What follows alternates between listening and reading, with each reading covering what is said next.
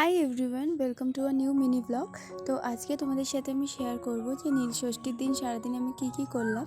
তো সবার প্রথমে সকালে স্নান করে পুজো দিতে চলে গেছিলাম। পুজো দিতে গেছিলাম বলতে আমি নীল ষষ্ঠীর উপোস করি না, তো আমাদের এখানে পুজো হয় তো সেখানেই গেছিলাম আর কি।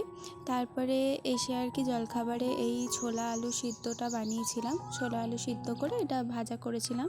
দেন দুপুরে আজকে লাঞ্চে ছিল আমাদের হচ্ছে মুগের ডাল, আলু পোস্ত আর বেগুন ভাজা, নিরামিষই হয়েছিল।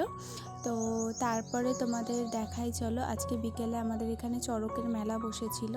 তো সেই চড়কের মেলাতে গেছিলাম আমি, আমার হাজব্যান্ড আর সবাই গেছিলো, আমার শ্বশুর শাশুড়িও গেছিলো।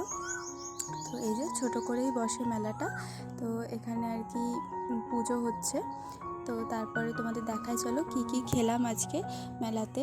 প্রথমেই তো ফুচকা খেয়েছিলাম, আর তারপরে খেয়েছিলাম হচ্ছে ঘুগনি, আর ঘুগনির সাথে খেয়েছিলাম হচ্ছে ভেজিটেবিল চপ।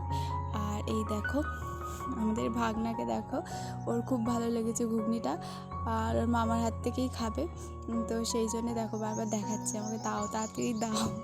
তারপরে এই আইসক্রিমটা খেয়েছিলাম। সত্যি কথা বলতে এই আইসক্রিমটা জানি না, কোনো ব্র্যান্ডেড আইসক্রিম না, কিন্তু দারুণ খেতে ছিল। তারপরে খেয়েছিলাম একটা ডিমের চপ। তো তারপরে বাড়ি চলে এলাম। ভিডিওটা ভালো লাগলে একটা লাইক করে দিও, আমার চ্যানেলটা সাবস্ক্রাইব করে